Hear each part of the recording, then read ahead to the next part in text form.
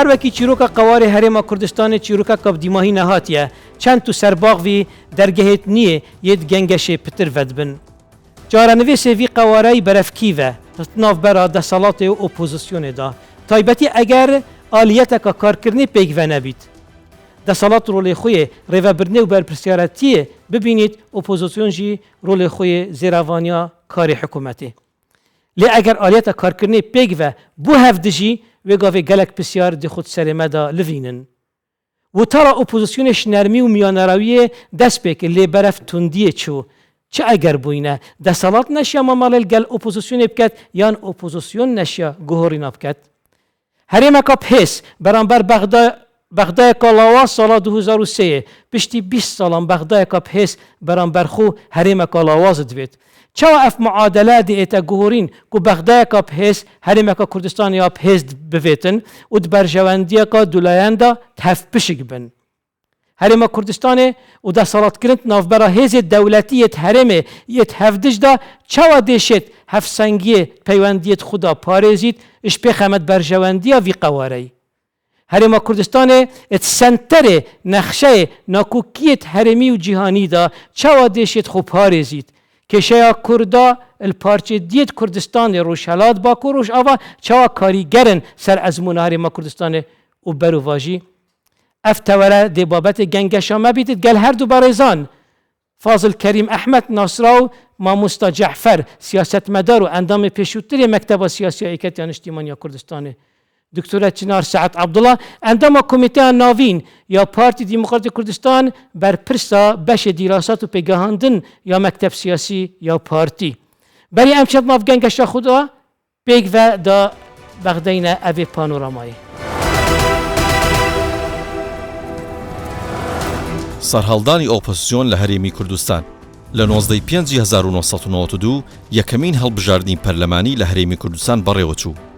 لە 4 6 1992 پەرلەمانی کوردستان یەکەم دانیشتنی خۆی گرێدا و لە مانگی حوتی هەمان ساڵدا متمانەی بە یەکەمین کابینەی حکوومەتی هەرێمی کوردستاندا. هەردوو حزب پارتی دیموکراتی کوردستان و یەکێتی نیشتیمانی کوردستان پۆستە حکوومەکانیشیان لە نێوان خۆیان و چەند پارتێکی دیکە دابەش کرد. لە ماوەی خولی یەکەمی پەرلەماندا کە نزیکەی 13 ساڵ بەردەوام بوو جوڵەی ئۆپۆزیسیۆن دروست نەبوو بەڵام هەردوو حزبی دەسەڵاتدار بەهۆی ڕێکنەکەوتنیان بوون بە ئۆپۆزیسیۆنی یەکتری و شەڕی ناوخۆ دروست بوو. لە ڕۆژی 30 کانونی دووەمی ساڵی 2005 هەڵبژاردنی خولی دووەمی پەرلەمانی کوردستان بە بەشداری 13 لیستی جیاواز بەڕێوەچوو. لە ئەنجامدا تەنیا 3 لیست لە کۆی 13 لیست کە بەشداریان هەڵبژاردنەکەندا کردبوو توانیان بگەنە پەرلەمان. ئەوانیش لیستی نیشتیمانی دیموکراتی کوردستان کە 104 کورسی و لیستی کۆمەڵی ئیسلامی کوردستان 6 کورسی و لیستی حزبی زەحمەتکێشانی کوردستان و سربەخۆکان 1 کورسیان بەدەستێنا. لەم خولەشدا ئۆپۆزیسیۆن نەهات بۆ کایەوە. تەنها یەکگرتووی ئیسلامی لە ساڵی 2005 بە لیستی جیا بەشداری لە هەڵبژاردنی پەرلەمانی عێراق کرد و خۆی وەکو ئۆپۆزیسیۆن ناساند.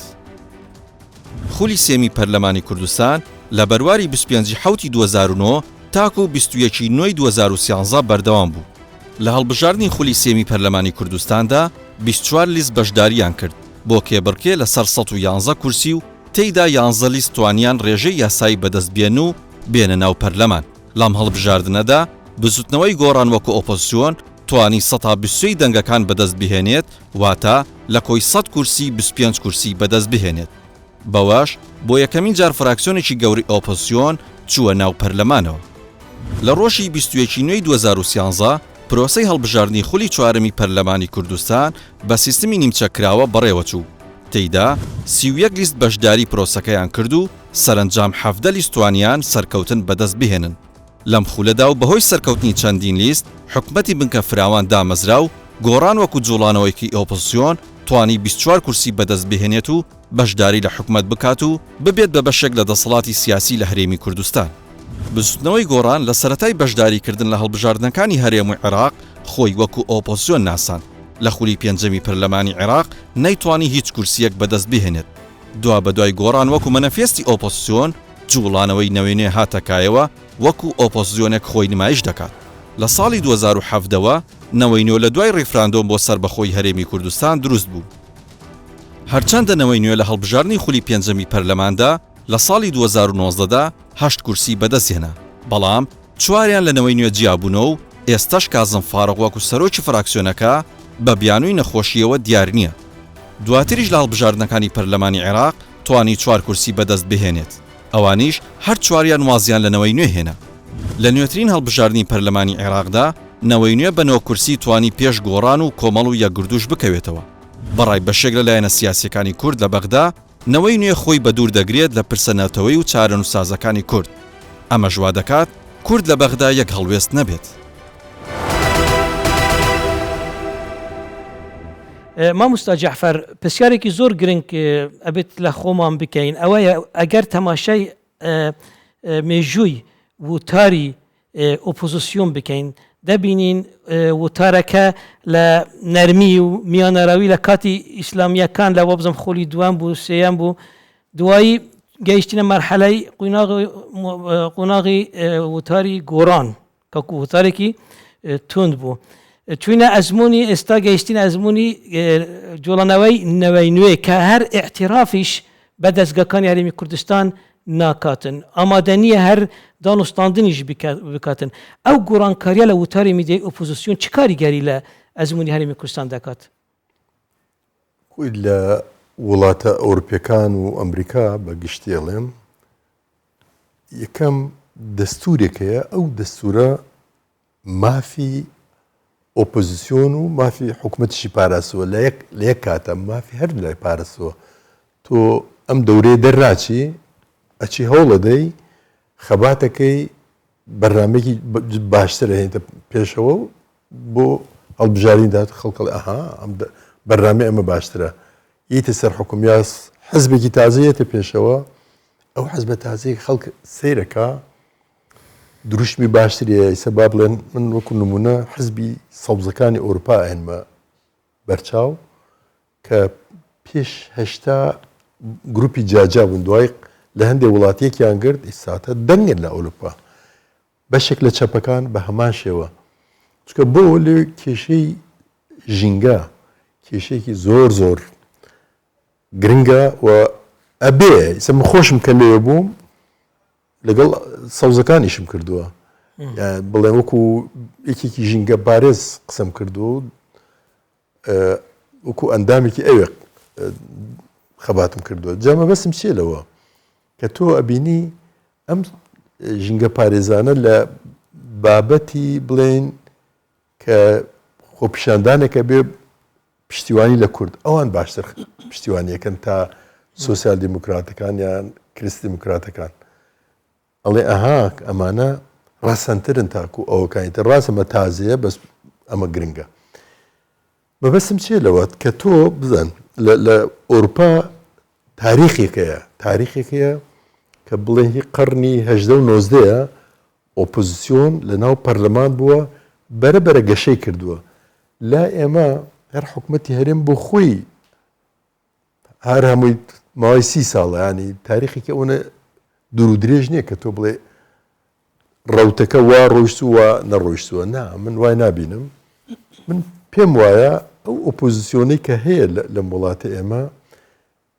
یەک سەرچاوە هەیە، سەرچاوەکەش حکوومەت خۆیەتی. خەڵک هەستەکە حزبە سیاسیە گەورەکان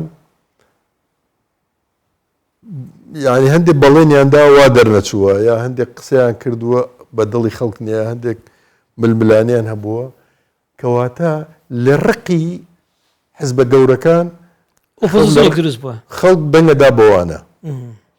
من ڕۆژێکیان چوون بۆ گوندێک قسەم کرد لەگەڵ ژنێک لێ بوو، ژنەکە ینی بەخوا نزیکە 88 ساڵە بوو، تەواو سەری سپی بوو، لامێڵم پۆپی سپی بوو. گوتم وەڵا دایە گوڵچینەکی تۆ دەنگ بە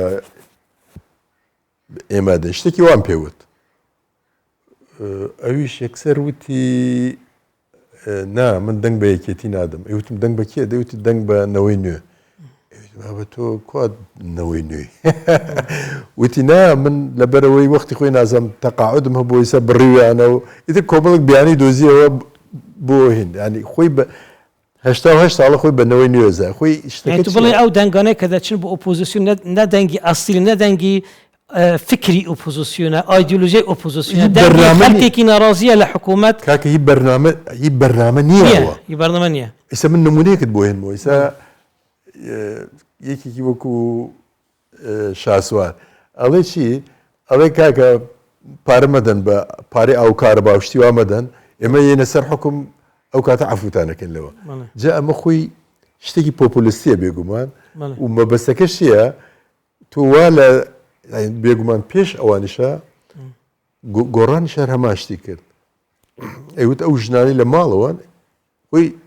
قسەی من بۆ ئەوان بردیان با بڵێ من بۆ لە باسی مۆزوعێکی ترە باسی ئەوم کردبوو کە ژنان پێویستە ژنی ماڵەوە وەکو کار حسابیان بۆ بکرێ ئەوان چون ئەوان کردە شتێکی بۆ خۆیان ئەوان وەریانگرت هات چیان کرد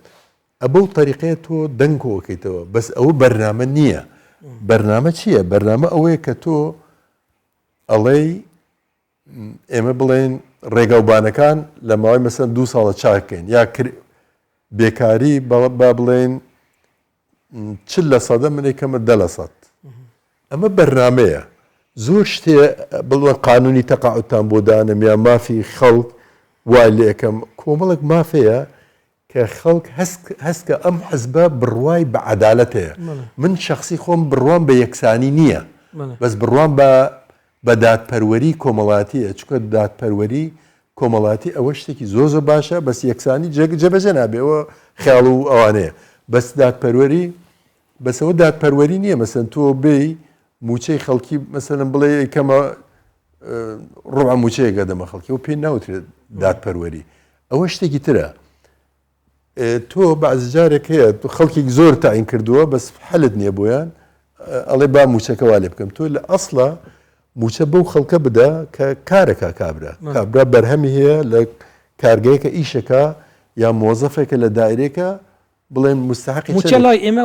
وەک بەخێوکردن لە هاتیە ئەبێت حکوومەت بە هەمویان بدات لەبەرەوە بەخێو بکات نە لەبەرەوە کە ئەمانە ئیش دەکەن یان کارمەندە یان موازفە یان عاملە بەرامبەر ئیشەکە پارەکەی خۆی وەردەگرێتن بزانم من نمونەیەکت بۆ هێنمەوە من برادرێکە ناسم لە دایرێکی حکوومەت ئیشەکە بڵێن شارەوانی مانگی 400,000 وەرەگرێ باشە یەکێکی تر بە درۆوە و توێتی من پێشمەرگەی دێرین بە درۆوە ئەسان هەر ئەسنە پێشمەرگەی دێرین بووە نەیدەر لازم جاسوسی دێرین بووە ئەو ملیۆنی نیوە گۆرەگرێ لەبەرەوەی ئەو درۆی کردو بۆ خۆی دوسێ شەعاتە بۆ من ڕۆیشتم تەوقعێکم بۆ کردووە یا تۆ ڕۆژی تەوقعێت بۆ کردو و ئەمە پێشمەرگەی دێرین بۆ لەگەڵمانە ملیۆنیە وەرەگرێ ئەوەی مۆزەفەکەش جا ئەوەی کابرای ملیۆنیە وەرەگرێ گاڵتە بە مۆزەفەکەکە تو خۆت کاکە بۆ نەخۆت بێعەقڵ کردووە تۆش وەکو منت بکردایە درۆیەکت بکردایە جا ئەم شێوەیە تۆ خەڵک کەسەکە دادپەروەری نییە کە دادپەروەری نەبوو هێزی وەکو فڵان هێز و فیسار هێز دروستە بێت لەسەر ئەساسی هیچ بەڵام لەسەر ئەساسی خەبات یا لەسەر ئەساسی لەسەر ئەساسی ئەوەی کە شتێکەڵێ خەڵکی ناوە نەوتم بۆتانێنا ئاوم بۆتانێ نازم شتێکم بۆتانێنا خەڵکش مەسەن تۆ لێرە بۆڕێکی ئاو شکاوە 2 ڕۆژ دواکەوێ حکوومەت خۆی ناچێت ئەوە بکە یەکێکێت مەسن من ئەچم تۆ ئەچی ئەڵێ خەڵکی نەکاکە وەرن من ئاو بۆ گەڕەکە بم بۆ حملەیەکی ئەلابێ ئەڵێ وەڵڵا بابە ئەمە ئینسانێکی باشە با دەنگ بدەین ئەمە لەسەر ئەساسی ئیسە مەسە من ڕۆژێکیان لەگەڵ برادرێک قسەمە کرد لە ئەڵمانیا لە سەوزەکان بوو خۆی وتم دەنگ بە کێ دەی وتی بە سۆسیال دیموکراتەکان وتم بۆ وتی لەبەر ئەوەی یەکێک ئەکرێتە وەزیر پرۆفیسۆرەکە لە بواری ژینگە عەلامەیە وتی سۆسیال دیموکراتەکان بە ئەم قەسوون ئەمان هێناوە چونکە ئەزان ئەم کابرا ئەگەر بێتە وەزیری ژینگەی ئەم وڵاتە زۆر باشەکاتەوە چونکە بەڕاستی پیاوێکی زۆر دڵسۆز جێگەی متمانە پیاوێکی محتەرەم ئەمە ببێ جا فعلا ئەو ساڵە بەهۆی ئەو پرۆفیسۆرەوە خەڵکی زۆر دەنگی بە یان بە ملیۆن خەڵک دەنگیاندا بە بڵێن سۆسیال دیموکراتەکە دکتۆرە چنار ئێمە ئەو کێشەیە کێشەی ینی برو چون برو تاری تند لحكومتنا مثلا حكومتنا توانية احتوائي أن تعاملك دروس لقال معارضة بكت يعني خطابي معارضة قبول بكت أو بروجنا كمعارضة أو زيرافانيا كأكت حكومة استجابة بها بيتن حكومتنا يتوانية تعامل لقال معارضة بكت معارضة اوپوزیسیون برای او بوتره تونده چویه یان اوپوزیسیون نتوانیه گورانکاری بکد او قصه کما مسجحفه باز بکد وعوداتی گوره بخلکی داو پی نکرایه لبر او یعنی ام اوپوزیسیون نما رنگی کی تر هات اما میان رو باوری بو خلق درست نکد چه پیوانه هات چویه ووتاری یتوند لمرحله گوران چو نوعی کی تر که اعتراف شبک هرمی کردستان و قواره هرمی کردستان دزکانی هرمی کردستان کد هواری خو برو بغاده بتن زتون دیگه به حد کنده در بداخه دقیقا تحدی اوی تنانت پیان خوشه دجمن و تیروریست و يعني أويك نياري هالقوارع يمكن منيت لرقي أو حزب سياسي معينة كده صلاتي هي هريمة كش داجير بكاو وولاتك شمي داجير بكاو تارو ماري بكا بداخو من سبارت بو بابتا بوچون موايا هبوني أوبوزيسيون وكو چانسك وكو درفتة باش بو بروسي ديمقراسي وقشي ديمقراسي لولاتك دبينم نكوكو هرشا لسر ديمقراسيات بالكو أوبوزيسيون بون حزبي دا صلاة وململاني حزبي ركابري لا هالبجاردن أوانا هموي تكميلي بروسي ديمقراسيين وضرورة وتكوكو تون ديمقراسيتك إيما وأزموني حكمراني لهريمي كردستان تا استجتوانم بلم توا وزور بينجي ويان لقۆناغێکی سەرەتادایە بە بەراورد لەگەڵ و تەجروبەی وڵاتانی دنیا کاری ئۆپۆزیسیۆنیش لە وڵاتەکەی ئێمە ئەزمونێکی زۆر ساوایە ڕاستە باسی چەند قۆناغێکتان کرد بەڵام کە بەراوردی دەکەین بە هەندێک وڵات دەبینین ئێمە تازە لە سەرەتای ئەم پرۆسەین کەسایەتیەک هەیە بە ناوی جێرزی بۆزێک دیارە سەردەمێک سەرۆکی پەرلەمانی ئەوروپا بوو ئەو بۆچوونێکی زۆر جوانی هەیە لەسەرەوە ئەو دەڵێ دیموکراسیەت لەسەر دوو بنەمای ئەساسی گەشە دەکاوە دەوەستێت یەکێکیان ڕکابەری سیاسیە ئەوی تریان کاری هاوبەش و هەماهەنگیکردنە تەنانەت ئەوە لە کاری ئۆپۆزیسیۆنیش دەبێت ڕەنگ بداتەوە ئەوەی لە کوردستان دەگوزارێ بەهۆی کەم ئەزمموی و باگراوەندەی ململانەی حزبی و سیاسی و ئەو تەجروبەی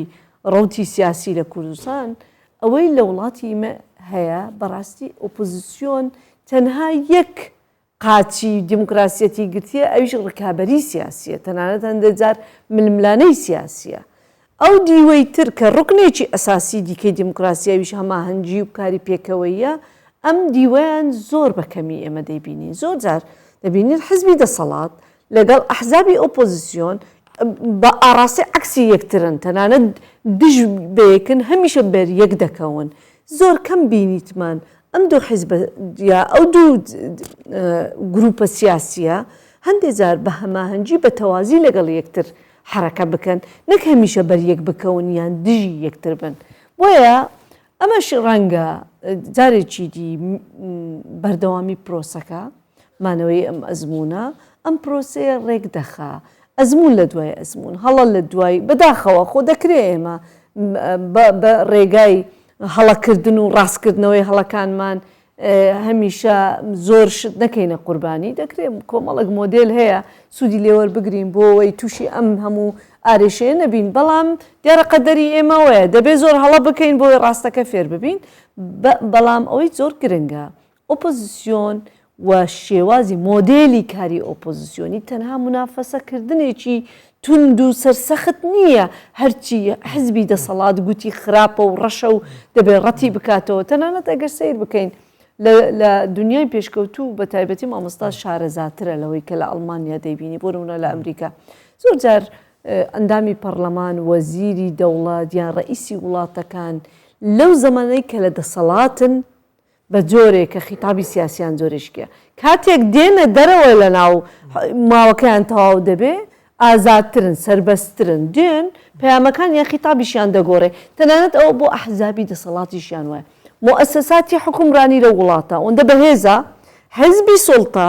هەر حزبێک بی ئۆپۆزیسیۆن بێ یان ئەحزابی کە دەستنە ناو مؤسساتەکان ئیتر ئەو مؤسسا بەرنامەی ئەو مؤسساتانە ئیدارەی وڵات بەرنامە گشتیەکانیان لە قەڵبیان دەدا ئەوە نییە ئەوەی دەیبینین لای ئێمە دەڵێ وڵای کە چوم هەرچی ئەوەی حزبی دەسەڵات لە پێشووتر کردیە من وازی لێ دەینم ئیتر مۆدلشکە دێنم لە دنیاوە نییە بەرنامەکە پێشتر کاری لەسەر کراوە خیبرەیەکەیە ئەزمونێکەیە کارێک کراوە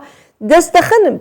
پێشی دەخەن گۆڕانکاری دەکەن بەڵام هەموو ئەوەی تر کردویی سفری ناکە من پێم وایەوە پەیوەندی بە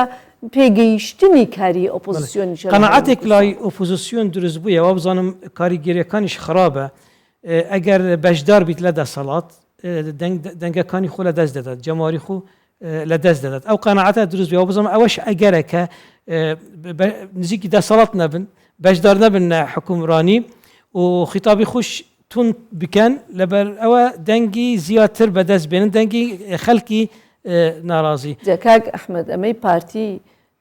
زۆر جار وەکو کێشە یان وەکو ئەوە دەیبینین هەندێک جارەوە گفتوگۆ دەکەین تەنانەت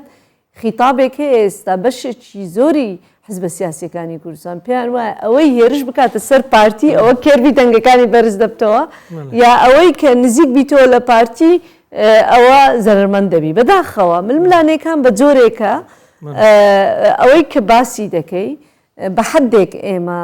لەگەڵ یەکتر ناکۆچین پێمان وایە تەنانەت نابی پلانی هاوبەش و تەنانەت هەندێجار تەئیدی بەرنامەکانی حزبی دەسەڵات بکەین ئەگەر لە بەرژەوەندی هەموو خەڵکی کوردستانش بی هەر دژی دەوەستن لە بەرەوەیەوان ئۆپۆزیسیۆن ئەڵقەی تر ئێمە پرسیارێکمان کردبوو کە دەسەڵاتێکی چۆنمان دەوێتن ئەم جارە پرسیارێکی ترمان ئاراستەیان کرد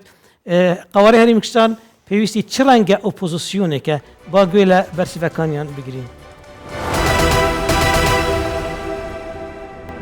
ئۆپۆزیسیۆن ڕاستە ئەتوانێت دژایەتی حکوومەتکە بەڵام بە کار و بە چالاکیەکان و بە پرۆژەکانی و بەو کەم و کوڕوانەی کە لە دەسەڵاتە ئەیبینێتەوە و لەگەڵ ئەوەشە ئەبێ هەمیشە بەرژەوەندی خاک و نەتەوە بخاتە پێشە مشتێکەوە و ئەوە وا لێ نەکات وەکو ئەو ئۆپۆزیسیۆنانی ئەمڕۆکەیە بەداخەوە کە دژایەتی حکوومەت و ڕوخانیەکەن ئەوە بەڕاستی ناچێتە خاڵبی ئۆپۆزیسیۆنە معارەزە دەبێت چوارچەوەیەکی هەبێ من نەمدی لە هەموو وڵاتان سیرکە نییە معارەزەیەک بی لەرچی حزبی دەسەڵات شتێ بکە پێچەوانی نیشتیمانەکەی بیانیسە بۆن بوونە ئایا هیچ حزبێک لە تورکیا گەورەترین حزبی معارەزیان کە جەهەپەیە تا ئێستاکە ئەو سەرۆکەشی مرەشەح بۆ سەرۆک کۆمار هیچ ڕۆژێک نهاتوو لە بەرەوەی حکوومەت دەسەڵاتی ئەوێ دەڵێ مەسەلەن دەڵێ پەکەکە نابێ تیرۆریستە ئەو نهاتوو بڵێ نەخێت تیرۆریست نییە مەبەستم چی لێ مەبەستم هەرێ پەکەن مەبەستمەکە ئەوە هەر وڵاتێک حدودی خۆی هەیە هێڵی سووری خۆی هەیە یعنی بەڕاستی هێڵە سوورەکان هەم بۆ دەسەر حزبی دەسەڵات و هەم حزبی ناو معارەزەش وەکو یەکە معناوەنی حزبێک کە لە معارەزە یعنی بەڕاستی دیش هەموو ڕەش و سپیەکەوە بشێلێت و تێکچی پێڵشێری لەزەرەوەی کە حزبێک لە معارەزی ڕقم لێ دەبێت و یا با بڵێن دژایەتی دەکەم دروستبوونی حزبی ئۆپۆزیسیۆن لە هەرێمی کوردستان لە سەردەمێکا دروست بوو مۆدێلەکەی بڵێن باشە ئەگەر ئۆپۆزیسیۆن هەبێ بەڵام پێویستە مۆدێلێک بێت کە لە قازانجی خەڵکی کوردستانە بێت نەک بە شێوازێک بێت کە ئۆپۆزیسیۆن ئێمە پێشتر کە ئەزمونمان هەیە لەگەڵیا زیاتر خۆڕادەستکردن بووە مۆدێلێک بووە عنی لە ئامانجی بڵێن لە سوودی خەڵکی هەرێمی کوردستانە نەبووە ئۆپۆزیسیۆنە بێت چاودێر بێ بەسەر حکوومەتەوانە بەسەر ئەو کێشە و مەشاکلانەی کە هەیە ئەو زیاتر بیخاتە بەرباس هەبوونی باشە بەڵام شێوازێک بێت کە زیاتر لە خزمەتی کۆمەڵگەی کوردیا بێت ئەوەی کە هەبووە ئۆپۆزیسیۆنێکی بەپەلە بووە ئۆپۆزیسیۆنێکی یاخی بووە کە بەڕاستی لە پێناو بەدەسێنانی کورسی زۆرکە بدوای کارتی سیاسیە گەڕاوە دیژە خیتابی نەتەوەی بووە کە ئەمە خەڵکی بێتاقەت کردووە و دوجار کاریگەری لەسەر کۆی پرۆسە سیاسیەکەش لە هەرێمی کوردستان هەبوو وایشی کردووە لە دەرەوەی هەرێمی کوردستان زۆر کات هەرێمی کوردستان لاواز دەبکەوێت بەداخەوە ئەوەی کە هەیە زۆر گرنگە ئەمڕۆ بەدوای چارەسەرێکا بگەڕێ هەم دەسەڵاتی سیاسی کاراکتەرە سیاسی باڵەکانی ئێمە لە حکوومەت یان لەو پارتانێک کە ئەو پێوتری هەستێکی نەتەوەی زاڵیان هەیە لە بەرامبەردا ئەمڕۆ ئەو ئۆپۆزیسیۆنێک کە هەیە ڕوئەیەکی وازحیان هەبێت. دەربارەی ئۆپۆزیسیۆنێ هەروەک دیار دە سیاسەتێدا بگشتی ئەرمانجە ئۆپۆزیسیۆنێک هەردا سەڵاتە کەواتە بەرسینگەدا سەڵاتێ تەڕاوەستیت و ڕەخنە لێت گریت و ئەوە لێ ئەو ڕەخناژی بووەیەکێ بن هەر بۆ خزمەتە وڵاتیە بن نەک بووەیەکێک و ئەو بگەهتە ئارمانجە خویا سەرەکی و بگەهتەدا سەڵاتێ ژبەرک و پێشتر ئەزمون مەهەبوویەت پارتێن سیاسیدا هەر پارتە ئۆپۆزیسیۆنێ بووە گەلک ڕەخنەلدا سەڵاتێ گرتی هەر ئەو پارتە بووە چیە ناوەدا سەڵاتێدا ئۆپۆزیسیۆنی بروکە بۆی تشتە خەمرینە نە خزمەت گوزاریت خەلکی نە دەنگی خەلکی تشتە خەمرینە هەکە سوپۆهی بەغداژی بێت دەست هەڵاتێ ئش هەرمی وەرگریتن بۆ خەمرینە بتنەوە یا خەمەوەی ئەوە کۆ دەست هەڵات نەمیتە دەستی پارتی و ئێکەتیدا. مامۆستا جەعفەر چ ڕەنگە ئۆپۆزیسیۆنمان پێویستە؟ خۆی ئۆپۆزیسیۆن ینی کۆڵەکەیەکی زۆر گرنگە بۆ دروستبوونی دیموکراسی. ینی ئەگەر تۆ لە وڵاتێک ئۆپۆزیسیۆن نەبوو وەکو سەردەمی سەدام کەواتە لە وڵاتی دیموکراسی نییە ئەو ئۆپۆزیسیۆنت ینی چۆن هەڵسو کەوتەکەوە چۆن نایکە ئەوە بابەتێکی ترە بەس بوونی ئۆپۆزیسیۆن زۆر ضروریە. ئەمجە دوو شێوە لە ئۆپۆزیسیۆن هەیە. ئۆپۆزیسیۆنێکە ئۆپۆزیسیۆنی ڕسمیە کە لە ناو پەرلەمانە حزبی هەیە هەیە. ئۆپۆزیسیۆنیش هەیە ئۆپۆزیسیۆنی سەر جادەیە ئۆپۆزیسیۆنی ناو بازاڕە ئەوش هەر ئۆپۆزیسیۆنێکە هەندێک ئەحزابەیە پێی هەڵەسێ بەس لای خۆمان هاتون تێکڵان کردو هەندێک جار لە لایەکەوە ناو پەرلەمانە لە لایەکشەوە لەگەڵ ئەوانەی خەریکی مزاهرات و شتی وایە خۆی بێ یەکێکی بێ یا ئەمە یا ئەوە لای ئەمە هەردووکی تێکڵاو کراوە ئەوە یەک ئەو جار لە لایەکی تریشەوە تۆ ئەبێ ئۆپۆزیسیۆن مافی هەیە ئەبێ مافی ئۆپۆزیسیۆن بە هەموو شێوێ دەستەبەر بکرێ نابێ لەسەر ئەوەی خەڵک بیرروباوەڕێکی جیاوازی هەبێ خەڵک بخرێتە زیندانەوە نابێ دەمی خەڵک داخرێ لەبەرەوەی بڵێ ئەمە قسەی خراپەکە نە خەڵک ئازادە چێڵە چی ناڵێ ئەوە لەسەر دەسەڵاتدار ئەوەی کە حکومڕانیەکە لە وڵاتەکە ئیداری وڵاتەکە ئەو ئۆپۆزیسیۆنەوە لێ بکە کە بەڕاستی ئۆپۆزیسیۆن بێ بیکاتە ئۆپۆزیسیۆنێکی ڕاستەقینە ئەوش وەسائلی خۆی هەیە بەو شێوێ نا ئەوەی کە ئێمە ئەیبینین زۆر جار تۆ کە ئەبینی ئۆپۆزیسیۆنێک کە خەریکە وەلایی بۆ نیشتیمانەکەی خۆی نامێنێ ئەو کاتە ئەبێ وا بکەی لە پەرلەمان مەسەلەن نەفرەتی لێ بکرێ ئەگەر ئۆپۆزیسیۆنێکی وا بوو لە وڵاتانی تر کەس ناتوانێ بڵێن تۆ هاوڵاتێکی فەرەنسیت یا هاوڵاتێکی یا ئەندام پەرلەمانی ئیسپانیای بەڵام تۆ وەلات بۆ هندستانە یا بۆ نازام کوێیە ئەمە ڕێگە پێنەدراوە لە وڵاتانی تر ئێمە لە کوردستان چۆن دەتوانین یەکێک ینی لەو خاڵە تێپەڕی چۆن یعنی چ مقیاسمان هەیە کە بڵین ئەوە لەو خاڵە تێپەڕیا و بە ینی ئەوە ببێت ینی شەرمزار ببێت ینی تۆ ئەبێ یەکەم دەسەڵات بە شێوەیەکی وابێ کەم و کورتەکانی بەو شێوێ نەبێ ینی تۆ وا بکەی نەک حکوومەتێک بێ یان دەسەڵاتێک بێ تۆ هزار پرسیارت لەسەر دەسەڵاتەکە هەبێ هزار گومانت لێ هەبێ مەسە من دەسەڵاتم یەکێک بڵێ وەڵا ئەو مامۆستا جەعفەرە یەک دنیا ئەلامەی ئیستیفای ئەبێ خەڵک متمانەی بە تۆ هەبێ سەمز لە وڵاتان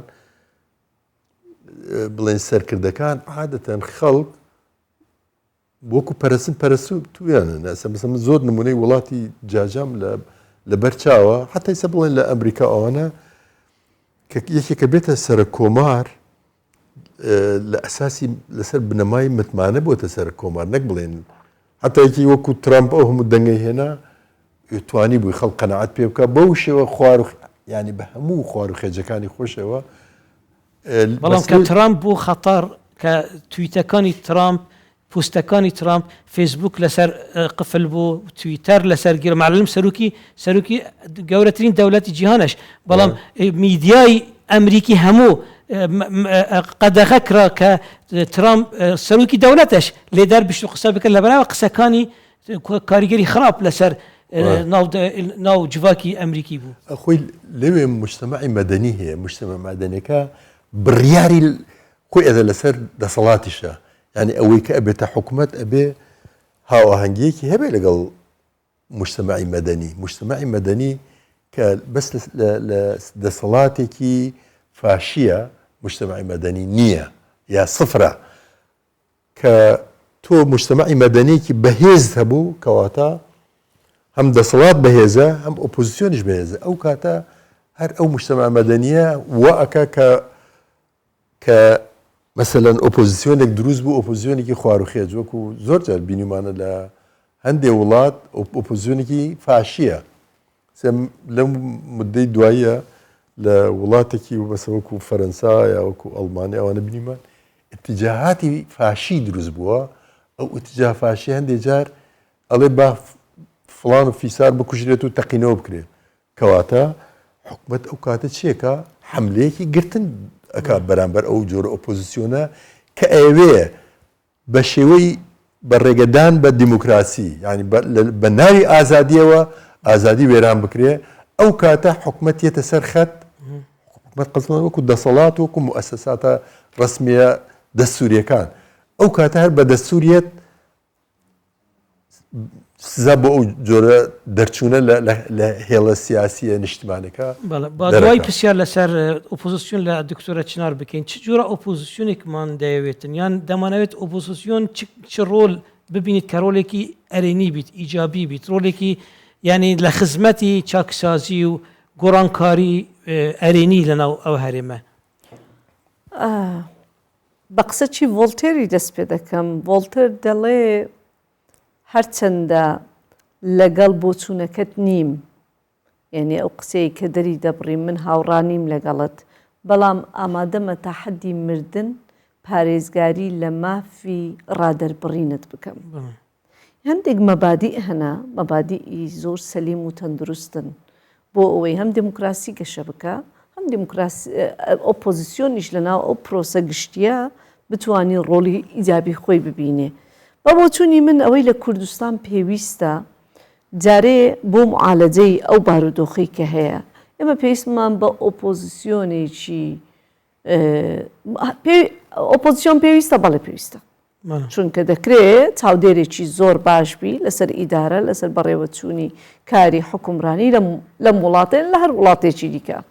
بۆ ئەوەی خەلەلەکان ببینێ و بەرنامەی باشتری هەبێ بۆ باشکردنی خەلەلەکان و پێشخستنی ئەم وڵاتە تەنانەت تەداولی سوڵتەش ئەماش حاڵەتەکی زۆر تەندروستە ئاڵوگۆڕی دەسەڵات لە بینی ئەو حیزبانەی کە چێبڕچێ دەکەن لە حیاتی سیاسی و لە پرۆسی دیموکراسی و هەڵبژاردنەکاندا ئۆپۆزیسیۆنێکمان پێویستە چوارچێوەیەکی ئەخلاقی مەبدەئی نیشتیمانی بۆ خۆی دابنێ یا ئەوتە بەڕێگەی دەستورێک کە ئەم هەرێمە تا ئێستا پرۆژەکەی نەچۆتە و قۆناغا بێتە خاوەنی دەستورێک چوارچێوەیەک بۆ کاری حزبی سیاسی بەگشتی اینجا ئۆپۆزیسیۆنیش لە ناو ئەوە دابنرێ بۆی هێڵە سوورەکان دیاری بکرێت لە چێدا نابێتە جاوز بکە لە چێدا ئازادە بۆەوەی وەکو ئۆپۆزیسیۆن ڕۆڵی خۆی ببینێ و ئەگەر دەستورەکەش ناتوانین لە ئێستادا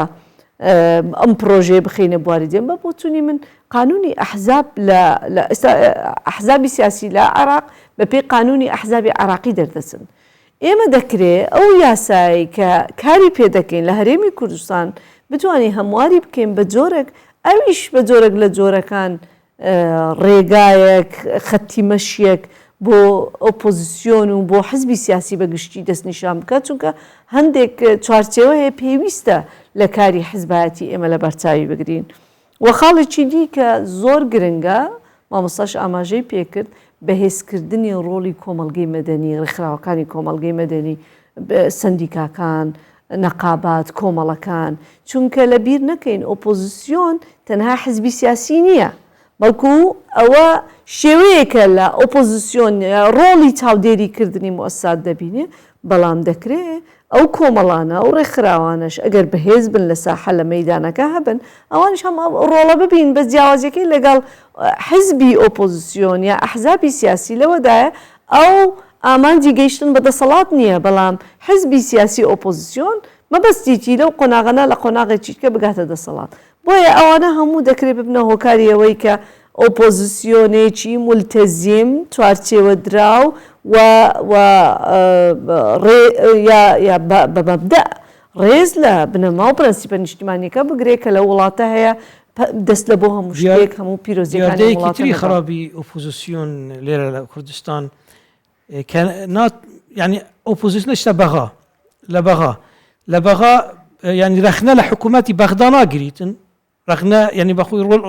ڕۆلی ئەوەن لەوەیە لە پەرلەمانی ئەنجومەنی نەنەرێنی عێراق ڕۆلەکە ئەوەیە مراقبە یان چاودێری حکوومەتی بەغدا بکەتن بەغدا خەلەلەکانی بەغدا چییە بەغدا چی ناکات باسی ئەوە ئەبەت ناکرێتن دەچین لەوێ شەڕی حکوومەت یارێمی کوردستان دەکەن لە پەرلەمانی بەغا یعنی ئەوە ڕەنگێکی نوێیە لە ئۆپۆزیسیۆن نازانم بێ حکوومەتی هەرێمیش ئەو لە زمانە بەدەستەوە نەدا حکوومەتی هەرێمیشە زۆر شتێک ینی مەسەن وەکو نمونە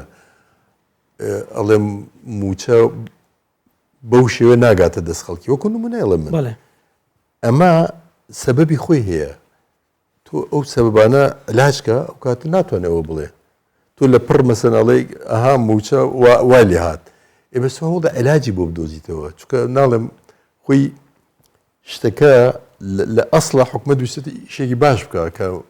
موچەی بۆ زۆر خەڵکە هیچ نەبوو کابرا هەر پێویست نەبوو موچەشی بدرێتێ موچەی دراوەتێ موچەخۆر ژمارەی موچەخۆر لە کوردستان زۆرە مقارنەتەن بە هەموو دەوڵەتەکانی هیچ نەبوو ئێستا تۆ مەسەلەن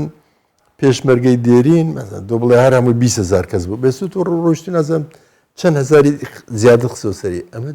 شتێکی ناپێویستە کابرا فەلاحەتۆ بۆ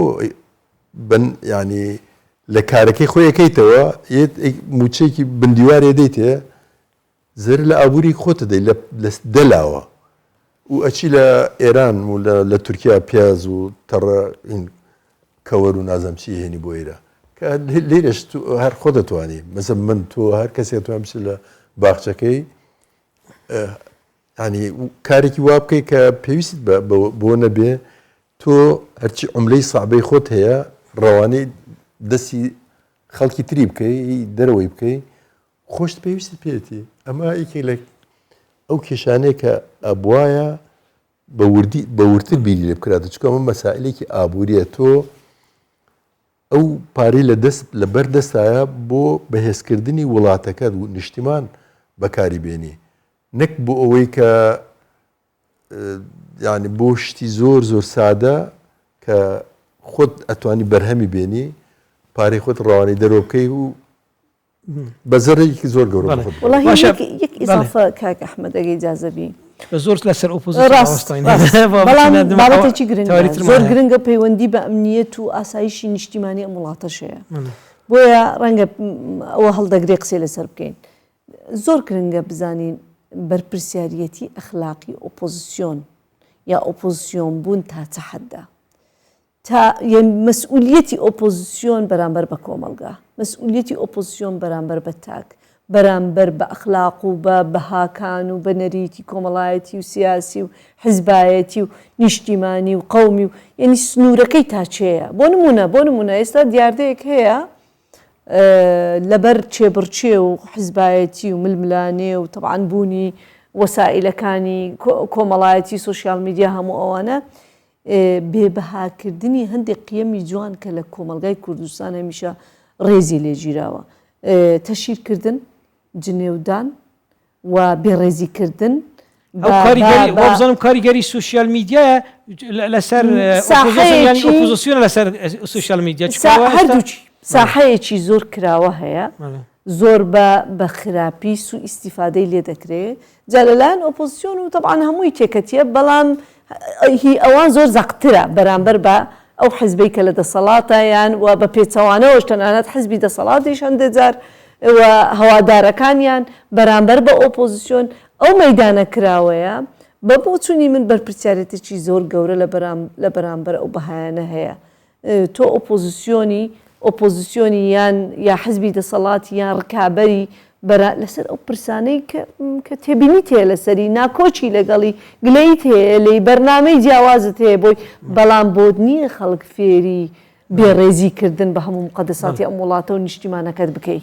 بۆیە هەز دەکەی ئەوە تێکەڵاوی یەک دروست بووە دۆخێکی شڵەژاوی کۆمەڵایەتی دروست کردووە بڕینە پەیوەندیەکان نێوان بەغدا و هەرێمی کوردستان مامۆستا جعفەر هەرێمێکی بەهێز و بەغدایەکی لاواز لە ساڵی 2003 پاش 20 ساڵ ئێمە گەیشتینە بەغدایەکی بەهێز کە ئەو دەیەوێت هەرێمێکی لاوازی هەبێت. ئەمەش تەوان ڕوش بڕوش یان قۆناغ بە قۆناغ دەیانەوێتن دەستکەوتەکانی ئەم قەوارەکان بکەن سەلاحیەتەکان بکەن. ئێمە چۆن دەتوانین معادلەکە دروست بکەین بڵین بەغدایەکی بەهێز کوردستانێکی بەهێزی دەیەوێت، کوردستانێکی بەهێز بەغدایەکی بەهێزی دەوێت. ناتوانین پێکەوە بگەینە ئەو گەیشتنە مشتەرەکە کە بەرژەوەندی دوولانە کە بەغدا و هەرێم بەرژەوەندی دوولانە لە بەرژەوەندی دوولانە هەف پشک بن. من ڕاستەکەی حەزەکەم بە ڕاشکاوانە لەسەر ئەم بابەتە قسە بکەم. ئەمەی ئێستا هەیە، یعنی دوای 20 ساڵ ڕێک دوای 20 ساڵ ئەبوایە بڵێن پێش 20 ساڵ بکرایە، یعنی ئەوەی کە 2003 کە بڵێن کورد ئەوراقی بەهێزی بەدەستەوە بوو، هەموو دنیا چاوی لە ئێرە بوو، عێراق وەزعێکی زۆر خراپی هەبوو، ئەبووە ئەو کاتە ئێمە بیر لەوە بکەینەوە چی بکەین ئەو دەسەڵاتە بەو شێوەی لێنێت.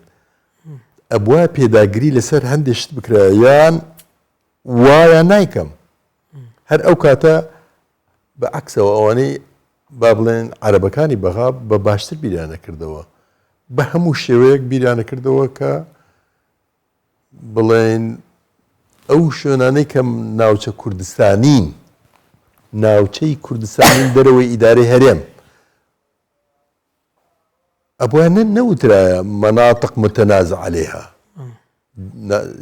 دەڤەری بەقتیای ئەوە باش نێ ئەو مستەلاحی کە داهاتووە. ئەوە تۆ معنای ئەوەتە کە خۆت گومانت هەیە لە ئەوە دوای ئیستیفتای لەسەرکەی. من چۆن لەسەر کوردستان ئیستیفتاکەم؟ عەرەبەکان داوایان کردووە یا داوان نەکردووە، مشکلی خۆیەتی. ئەو کەی مشکلی منە؟ مشکلی خۆیەتی کە ئەو خەڵکی کە ئەسڵەن نازم لە کوێوە هاتووە لێ بە زۆر دانراون، ئێستا هەر لە دوای بڵێن ڕووداوەکانی 2007 تا ئیساتا 260,000 عەرەب هێنراوە، یعنی هەمویان شو بزۆم تەعویزیان وەرگرتووە بە مادەی 140 جارێکتر گەڕاینەوە. ئەمە هەر هەمان سیاسەتی سەدام حوسێنە، سیاسەتی سەدام حوسێنە. ئەوە بابەتی نەفتە، بابەتی ئابووری سەر بەخۆیان کە ڕێگا لێ ئەگرن کوردستان بەرەو ئابوورێکی سەر بەخۆ بڕواتن، ئەمە بابەتی پێشمەرگەیە، بابەتی ینی ئەو چێکەکان کە هێزەکەی ناودەوڵەتی بوو پێشمەرگە دەیان ناردن لە بەغانەیان دەهێشت بێدەوێت لە بودجەیە، لە بودجێ هەرێمی کوردستان بە تەواوی ناگاتە لێرە بە قەتعکردنی موچە خۆرانی هەرێمی کوردستانە ئەن ئەو بەشەی کە بۆ موچە سەرف دەکەی کە نیانش بوو لە 2014 یعنی بابەتەکان زۆرە ڕۆژ بە ڕۆژ زیاتریش لێ دێتن. خۆی کێشەکە چییە؟ ئەمە قاعدەیەکە من ڕەنگە لە 100 شوێن ئەوە وتبێ و بە نووسینیش ڕەنگە پێش 7 ساڵ نووسی بێتم کە تۆ یەک هەرێمت هەبوو لە ناو دەوڵەتێکی مەرکەزی، دەوڵەتی مەرکەزی لە ئەوروپا بێت چ لێرە بێ لە هەر کوێ بێ قبولی هەرێم ناکات. هەرێم شتێکی ترە، هەرێم نظامێکی فدرالیە. ئەمەی کە هەیە ئەمەی کە بەغایە بیکە بە ناو فدرالیە بەس بەکردەوەی دەوڵەتێکی مەرکەزیە، بە شێوەی مەرکەزی تەعامل لەگەڵ هەرێمەکە و بەرەو لە ناوبردنی هەرێم. ئەم هەرێمە مستەقبەلێکی باشی نابێ، وەزعێکی ترسناک چاوەڕێی هەرێمەکە ئەگەر بەو شێوە بڕۆ بە شێوەی کە لە 2023 تا ئیسا هاتووە ئەوە خەتەرە. ئەوە چۆن دەتوانین ئێمە تەجەنوبی ئەو مەترسیە بکەین ئەوی مامۆستا جعفەر دەڵێت چۆن دەتوانین هەرێمێکی بەهێزمان هەبیت بەرامبەر بەغدایەکی بەهێز؟ ئەم ویستە ئەو حەزە ئاسان نییە، بەڵام دەکرێت هەوڵی بۆ بدرێت، بەڵام بڵین چۆن. یەکەم وەڵام لە تەرەفی ئێمە وەکو هەرێمی کوردستان، ڕەنگە ئێمە وەکو هەرێمی کوردستان ئەو کاتە زیاتر هەز بە ئەمان دەکەین و هەز بە هێزی خۆمان دەکەین کە هەز بکەین بەغدا لاوازە و هۆکاری ئەوش بۆ دەگەڕێتەوە زۆر کات کە ئەوان بەهێز دەبن هەز بە ترس دەکەین لەسەر خۆمان. متمانەمان بەو هێزە نییە ئەگەر ئەوان هەیەیان بێ و ترسیشمان هەیە لەسەرەوەی ئەگەر ئەوان بەهێز بن ڕەنگە دەبنە هەڕەشە لەسەر ئێمە. و بە پێچەوانەوە ئەو کاتانەی کە تا ئێستاش بۆ بەغدا هەرێمێکی بەهێزی قبول نییە، تەنانەت هەرێمێکی لاواز و دەستەمە و ژێر دەستەشی قبوڵە یا ئەوەی گەرەکە یا هەوڵ بۆ ئەوە دەدا. بێگومان ئەوەش بەگراوندێکی مێژوویی هەیە، لەبەرەوەی ئەوە پێیوەستە بە عقلیەتی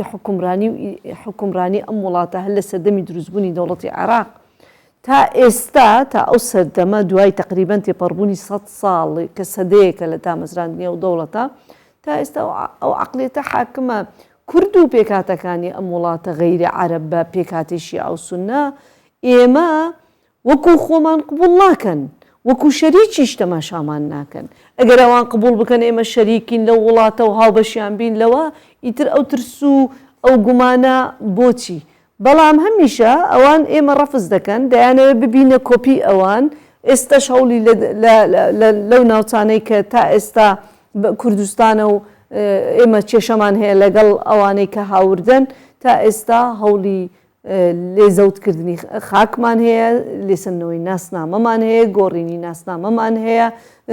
ڕاگواستنی خەڵکمان هەیە. مانایوەیە تا ئەو لەحزەیەش کە ئێمە قسە دەکەین ئەو هەوڵ دەدا تۆ ڕەش بکاتەوە، تۆ قبول ناکە وەکو پێکاتەیەکی قەومی جیاواز خاوەن مێژوو کولتور. بۆیە وەکو هەڕەشە تەمەشات دەکە، وەکو زیادە تەمەشات دەکە، هەوڵی لە ناوبردنت دەدا. بۆیە ئەمانە ئایا ئەو عقلێتە گۆڕینەکەی ئاسانە؟ ئایا هەوڵ دەدا بە ممارەسەکردنی سیستەمێکی دموکراسی ئەوەی کە ئێستا کە دوای 2023 لە عێراق دروست بووە حکومڕانیەکی نوێ ئێمە بکاتە شەریکێکی ڕاستەقینە، ئەگەر لە شاشەکانی ئەعلام و لە دانوستاندن و گفتوگوی سیاسی لەگەڵ یەکتر لە هەندێک قۆناغ تەباینە، بەڵام دواتر لە پشت ملە موامرە ناکەن لەسەر ئەو هەرێمە و پیانە. کاتێکی زۆر کەمان ماوە و دوو تەوەریشمان ماوە، دوو تەوەری گرنگمان ماوە مامۆستا. بەڵام تخوا یەک قسەکەم بەس لەوە کۆتایی پێدەینم. خۆزگەم ئەو قەناعەتە بە تەواوی لە لای هەردوو لامان دروست ببێ،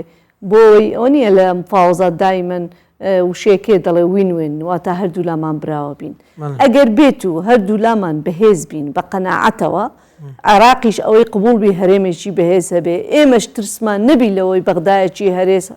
بەهێز هەڕەشە بێ لەسەر ئێمە، ئەو کاتە بێگومان ئەم وڵاتە زۆر ڕەنگە دەچێتە زۆر قۆناغێکی دیکەی خۆشبەختی. مامۆستا جەعفەر، ئێمە قەوەڕەی هەرێمی کوردستان لە سەنتەری نەکۆکیەکانی جیهانی، هێزە ناودەوڵەتیەکان، هێزە هەرێمیەکان و هەمویان ناکۆکن لەگەل یەکتر و ئێمە لە سەنتەری ئەو ناکۆکیەکانین. چۆن دەتوانین قەوارەیەکی وای وەکو ئێمە قەوارەی هەرێمی کوردستان بپارێزین لە یعنی ئەو ناکۆکێنە هەرێمیەکان یان ناودەوڵەتیەکان یان جیهانیەکان کە لەسەر ئەم مانتەقە هەیە؟ ئەو شوێنەی هەرێمی کوردستان نەک ئێستا هەر بە درێژایی مێژوو وابووە، شوێنێکی گرنگ بووە، شوێنێک بووە کە هەر لە کۆنیشەوە مەسەن دەوڵەتی پارتی، ینی پێش ئێران و فارسی و مارسی پارتی بوون لەگەڵ یۆنانەکان لە ملمەلانە و پێکادان بوون. ئەمجا دوای دەوڵەتی ساسانی و دەوڵەتی بێزەنتی ئەم دوانە هەر لێکیان داوە. لەکوێ؟ لەسەر زەوی کوردستان. سەفەوی و عوسمانەکان عەرەب و نازانم ئیتر ئەمە لە باکووریشەوە ڕووس هاتۆ لە هەر ئەمریکا و رووسیا هاتوون و سین و هەموو ئێمە لەو ناوڕاستە بوون. هەر کەس هاتووە یا پێلەقەیەکی لێدان یا بۆکسێک یان شڵپێکی لە تەپڵی سەرمان هەڵساندون. ئەمە وەزعی کوردستان هەر لە قەدیمەوە بوو، ینی مەسەڵەن 2-3 ساڵە هەر هەمان شتە و دووبارە بێتەوە. ئەو جار ئەو دووبارە بوونەوەیە یعنی ئێستش هەر هەستەکەی کە ڕفراندۆمین بوو، سێرەکەی پێشتر کەس قسەی نەکرد کە ڕفراندۆم ڕاگەیەنرا، هەر کەس هەبوو خۆی کردە دژی ڕفراندۆم، هەر لە ئەمریکا حتا نازانم کوێ. یعنی ئەمە بەڕاستی ئەوە باردوخۆیە کە تۆ لە ناویای ئەوجا ئێمە خۆشمان لە ناو خۆمانە ئەو هەموو ناکۆکیە هەیە. تۆ ئەبێ بەڕاستی ئەمە کێ دەسەڵاتی زۆرترە ئەو زیاتر ینی دەرگاکان کراوەترکە کە ڕێگە نەدا خەڵک بڕوە. ینی تۆ مەسەلەن ئیسە وڵاتێکی وەکو سویسرا تۆ بڵێ 3 نەتەوەی سەرەکین، ئەڵمانەکان زۆرینن لەگەڵ فەرەنسیەکان و ئیتالەکان. فەرەنسیەکان ئەگەر خۆ بڕۆن بۆ کاژدە لە سەدن بڕۆن بۆ سەر بڵێن ئێمە داواکەن بچینە سەر فەرەنسا بۆ ناڕوون لەبەرەوەی وەسعیان لە ئێوە باشترە لە سویسرا باشترە. ئیتالەکانیش بە هەماشەوە 7% بچنێ ئەڵمانەکانیش ناتوان ئەو هینە بکەن ئەو غەدرە بکەن لەوان با 72% بن بەسنە زمانیان بەسەر ئەسە پێن فەرزەکەم وڵێن ئەبێەوە ئەو بکەن تۆ ئەمە وەکو حزبی سیاسیش با تۆ دەسەڵاتت زیاتر بێ مەسەلەن 50% 60%ش دەنگەکان هین تۆ بێ یا کورسی پەرلەمان هی تۆ بێ بەس تۆ هەرە بێ سیاسەتێکی دەرگاکردنەوە لێبوردەیی بە ئەو پەڕی براگەورەی کارەکان بکەیت نەک مەسەلەن بڵێ هەرچی دەسەڵاتێ ئەبێ لە دەست من بێت و باخی تریش هیچ نین ئەوە وان نییە لە سیاسەتە من بڕوان بە مەشهورەکەی متەنەبی هەیە ئەڵێ مێشولەیەک ئەتوانێت چاوی شێرێک خوێناوی بکە من هەرەوەنەوە. بەڵێ دکتۆرە چنار من دوای پرسیار لە جەنابەت دەکەم کێشەکانی کورد لە دەوروبەرمان لە باکوور لە ڕۆژهەڵات لە ڕۆژئاوا چ کاریگەری لەسەر قەواری هەرێمی کوردستان دەکاتن و قەواری هەرێمی کوردستان چ کاریگەری لەسەرەوە دەکات بەتایبەت ئەگە بزانین هەموو ئەو کێشانە دەوڵەتەکانیانیش کێشیان لەگەڵیان هەیە. هەمومان لەسەر ئەوە متتەفقین و تەواو پشتیوانی ئەوە دەکەین کە پرسی کورد قەزیەی کورد لە هەموو بەشەکان پرس و داواکاری و قەزیەکی ڕەوایە و قەزیەی میلەتێکی چەند ملیۆنیە